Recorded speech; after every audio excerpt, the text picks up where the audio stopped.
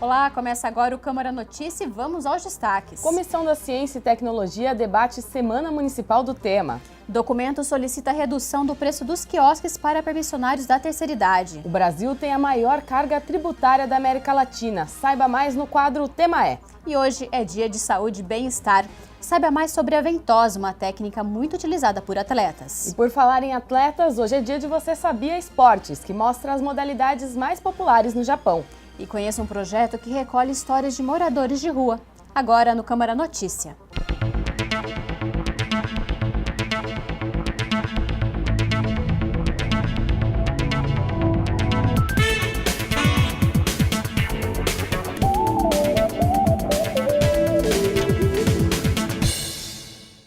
A Comissão de Ciência e Tecnologia da Câmara se reuniu nesta quinta-feira no plenarinho para apresentar a Semana Municipal do tema.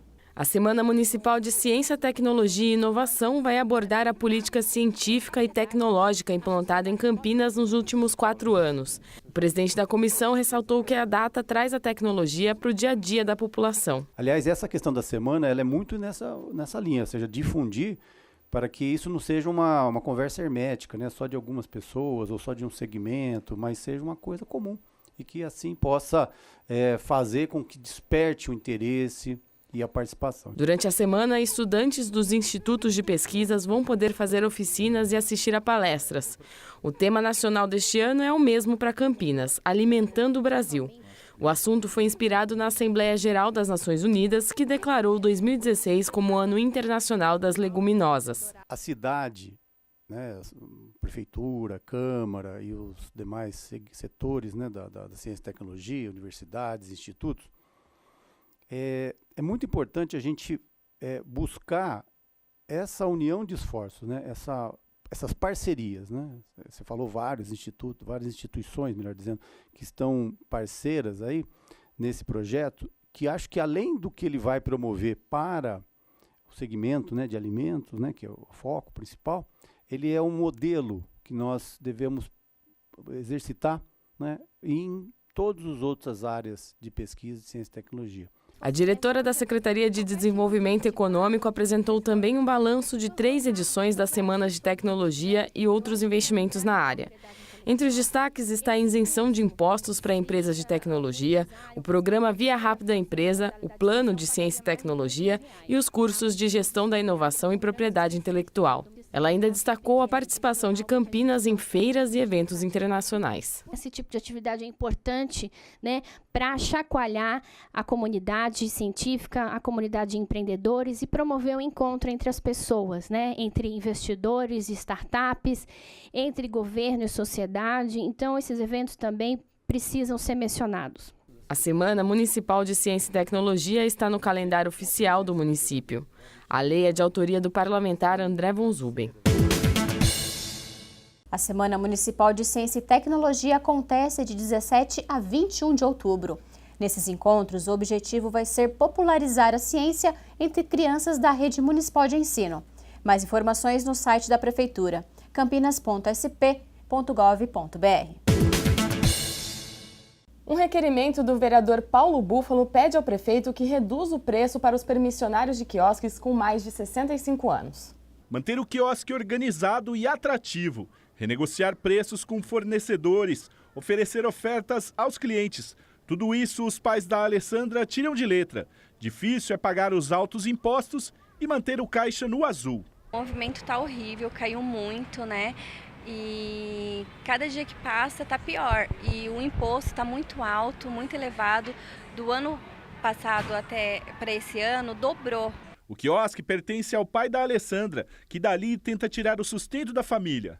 O permissionário procurou a Câmara para a revisão de impostos, já que tem mais de 65 anos. Foi uma documentação encaminhada por permissionários da CETEC que reivindicam essa redução dos seus preços públicos por conta de serem pessoas idosas, e esse dispositivo está previsto no decreto que regulamenta esses preços.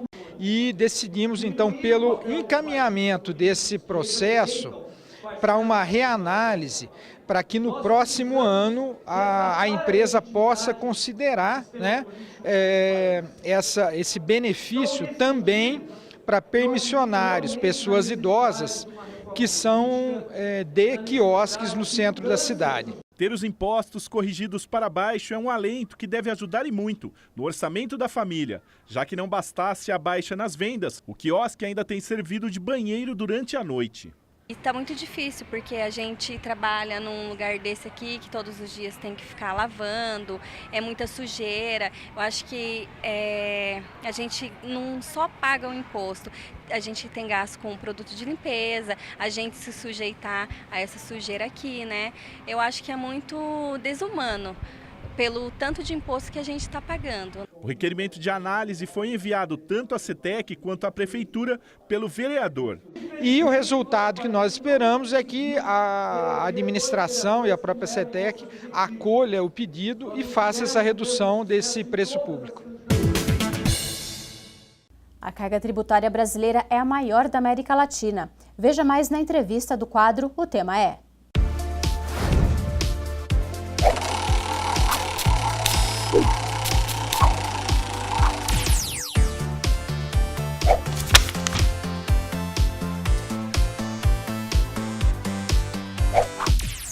Segundo a Receita Federal, a carga tributária brasileira, que é o patamar de impostos pagos em relação à riqueza do país, foi de 32,66% do PIB em 2016.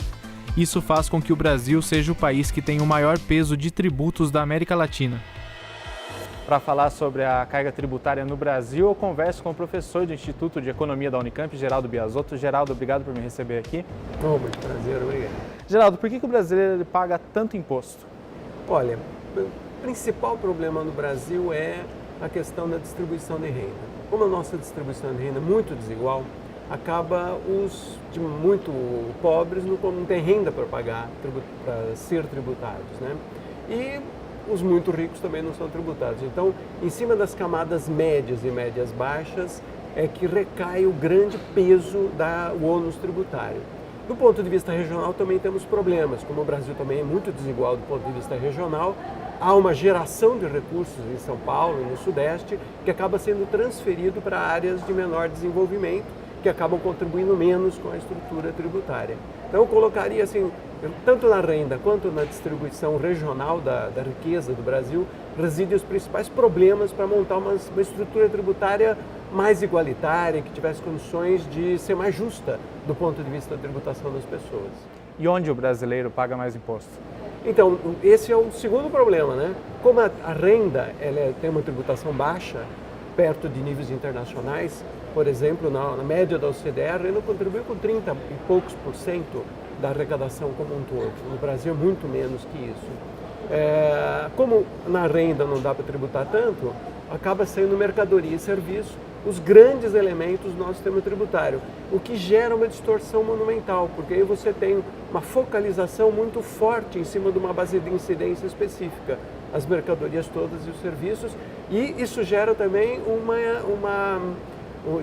cobra-se demais das pessoas mais pobres, porque o imposto está embarcado até em gêneros de primeira necessidade. Então tem essa desigualdade na cobrança de impostos? Sem dúvida, há uma desigualdade forte, porque você não consegue tributar a renda de uma maneira correta, então você acaba focando nas mercadorias e serviços, onde todo mundo paga, quem compra, paga. E a utilização do que é arrecadado, ela é feita de forma correta? Então, é óbvio que o Brasil tem grandes problemas na estrutura do gasto, né? Então há problemas dramáticos, mas também, por outro lado, você tem que ver que o Brasil tem algumas políticas sociais de grande sucesso. Então, mesmo na saúde, onde há problemas evidentes, é muito difícil em qualquer país, mesmo desenvolvido como os Estados Unidos, uma pessoa tenha uma certa garantia, uma boa possibilidade de chegar num tratamento de alto custo, como um transplante, um tratamento para AIDS. Então, é muito desigual no Brasil, embora, evidentemente, que o desperdício seja grande. Como que no mercado, você citou que isso afeta o mercado, como o mercado ele é afetado? Então, especialmente nossas condições de exportação. Como o nosso peso de tributação cai muito em cima de mercadorias e serviços e é difícil retirar o tributo de dentro das mercadorias para serem exportadas, especialmente aquelas da produção industrial, a gente sofre muito do ponto de vista externo para conseguir manter o Brasil em níveis de exportação que seriam mais adequados para o país. Hoje a gente exporta muito pouco, a gente participa pouco do comércio mundial de produtos industrializados. Por outro lado, também nós temos um problema de as coisas são caras e, portanto, né, é mais difícil chegar no mercado consumidor. Então nós temos, especialmente nas exportações e mesmo na dinâmica do mercado interno, problemas muito sérios por ter que focalizar a tributação em mercadorias e serviços, que são 50% da nossa carga tributária. Isso, falando desse jeito, parece que é um pouco distante da população, mas como a população sente no dia a dia essa carga? Sente no preço do carro, que é muito mais caro do que qualquer outro lugar, no preço de alimentos de primeira necessidade, tem uma tributação de ICMS, de COFINS e de IPI em qualquer tipo de eletrodoméstico. O preço dele é 40% maior do que seria em condições mais normais do sistema tributário, como seria na Europa ou nos Estados Unidos. E existem alternativas para mudar esse sistema de tributação e reduzir essa carga? Então, uma questão muito importante é conseguir trazer mais uma tributação sobre a renda, até para melhorar a nossa tributação sobre mercadorias e serviços, que é cada vez mais uma tributação disfuncional. Como a gente tem que forçar demais a tributação em cima disso, ela vai ficando uma tributação mal feita, ruim, né, com impostos que são perversos para a atividade econômica. Então, diria que essa é uma primeira questão, melhorar a tributação sobre a renda, que nos daria condições de melhorar a tributação sobre mercadorias e serviços. Essa nova forma de tributação sobre a renda, ela não afetaria também daí a população, o trabalhador no dia a dia? Então, mas você tem muitas áreas onde é possível serem tributadas com mais qualidade, né? Eu também tenho medo quando a gente fala em aumentar a tributação, porque parece que os mesmos vão ser mais afetados. Então, mas isso seria horrível para todo mundo. Então, camadas de renda média e de renda média baixa já são muito onerados pelo imposto de renda. O problema é chegar em camadas de um pouco mais acima da renda. Nos altos funcionários de empresas privadas, que têm uma tributação reconhecidamente mais baixa, na composição da pessoa jurídica, né? Então tem uma imensa pendência em cima das empresas brasileiras no exterior, na forma de tributá-las.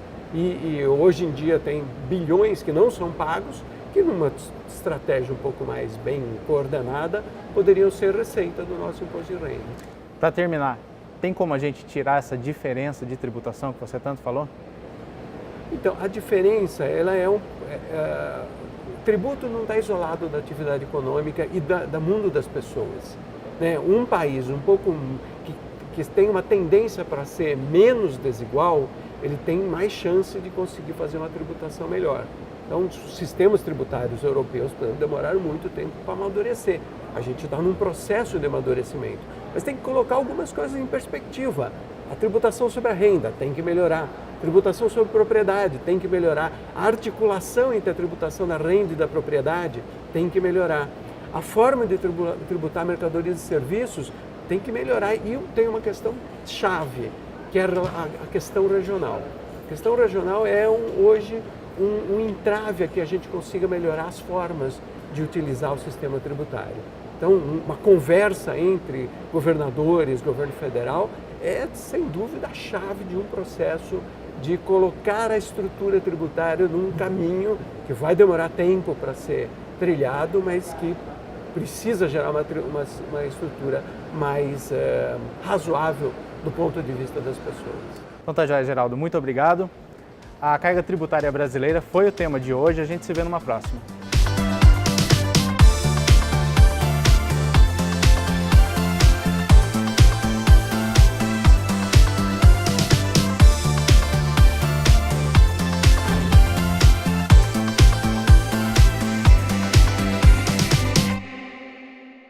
E daqui a pouco conheça um projeto que mostra a história de moradores de rua.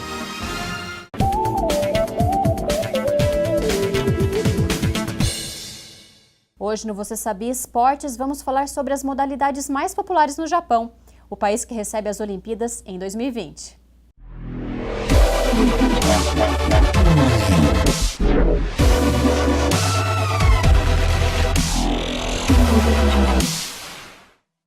Não importa a idade, os japoneses adoram atividades esportivas, tanto como participantes como espectadores. No Japão, os esportes são considerados como um passatempo saudável que desenvolve boa disciplina, constrói caráter, encoraja o jogo honesto e promove o espírito esportivo.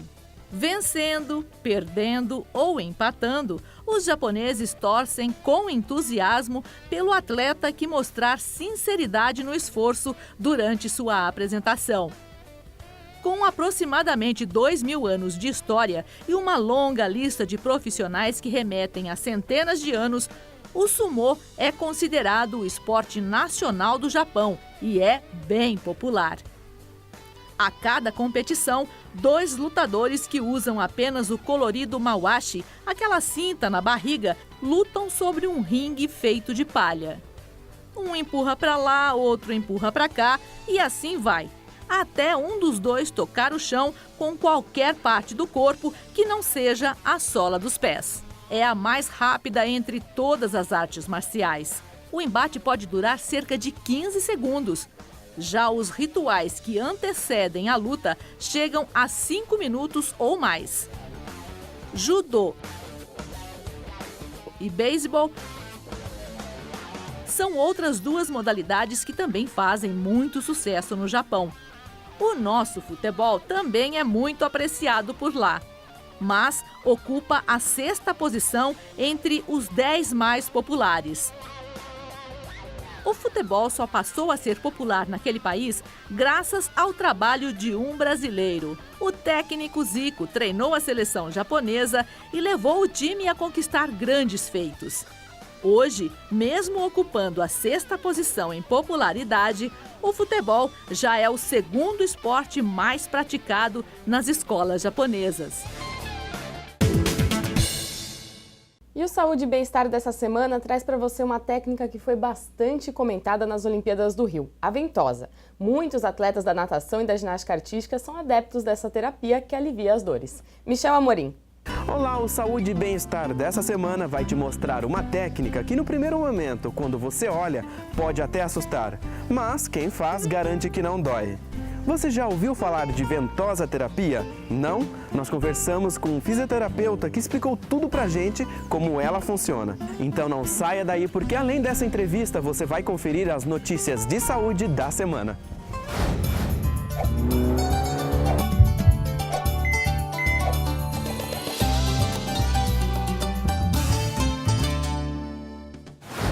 Já está no ar o programa Momento Saúde sobre Outubro Rosa. Nessa edição, nós conversamos com o médico oncologista Fernando Medina, que falou sobre diagnóstico, tratamento e prevenção, além de responder várias dúvidas.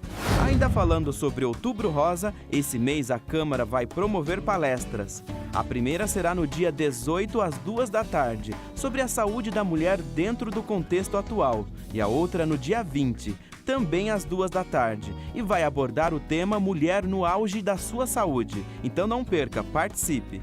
A técnica é antiga e chinesa, mas ficou em evidência durante os Jogos Olímpicos do Rio.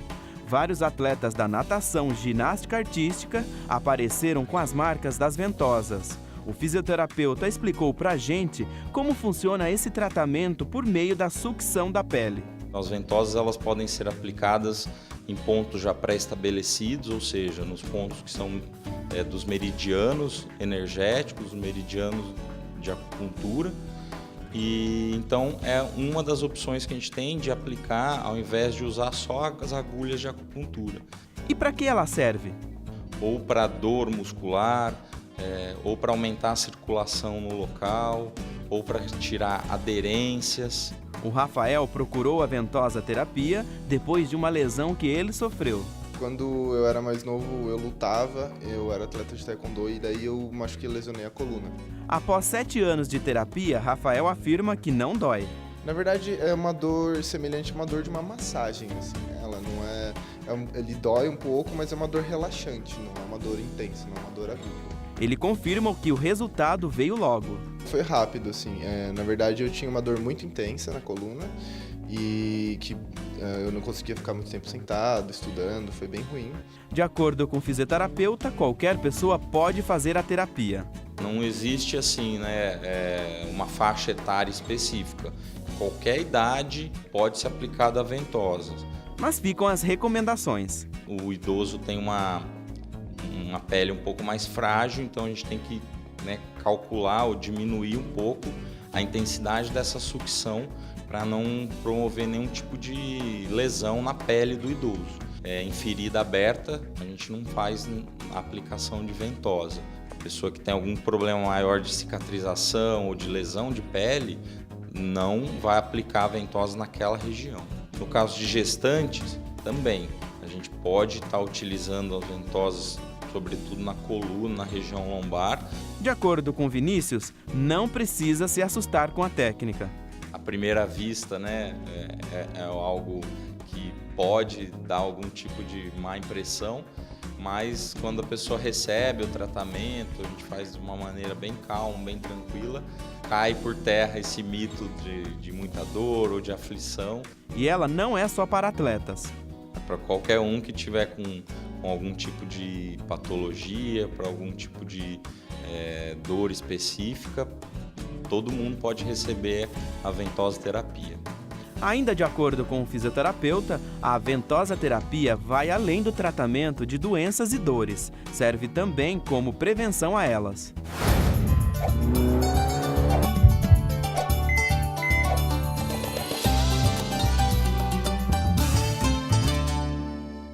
Chegando ao fim dessa edição, a gente assiste agora uma reportagem sobre um projeto que busca dar identidade para as pessoas em situação de rua.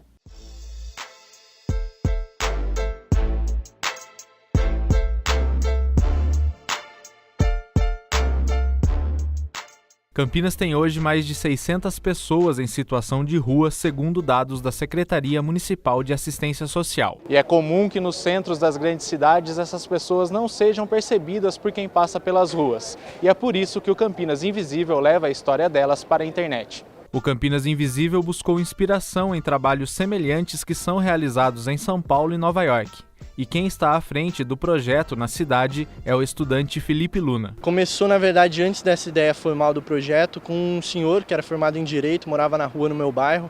Eu entrevistei, quis saber o motivo dele estar morando na rua, levei para almoçar e depois disso eu tive contato com a página de São Paulo e comecei, e já fazem quase 2 anos. E assim, a gente vai para a rua, sem nenhum local fixo, conversa com os moradores, sempre com respeito devido e pede para eles contarem as histórias deles. O trabalho é totalmente voluntário e conta com a ajuda de fotógrafos da cidade que acompanham o Felipe enquanto ele procura pelas histórias dos moradores de rua. Quem teve a história contada em redes sociais, como é o caso do Sidney, sente que faz parte da mesma sociedade que, às vezes, passa a impressão de esquecer que eles existem. Dá mais dignidade, mais reconhecimento, conversar com as pessoas, populações de ruas, né, e os demais também, né? Atualmente, a página no Facebook conta com quase 10 mil curtidas e o feedback dos internautas ajuda o projeto a seguir em frente mesmo sem recursos. Eles dizem que se sentem inspirados pela mudança do mundo e por essa atitude de ter um olhar mais humano, que é o que a sociedade mais precisa.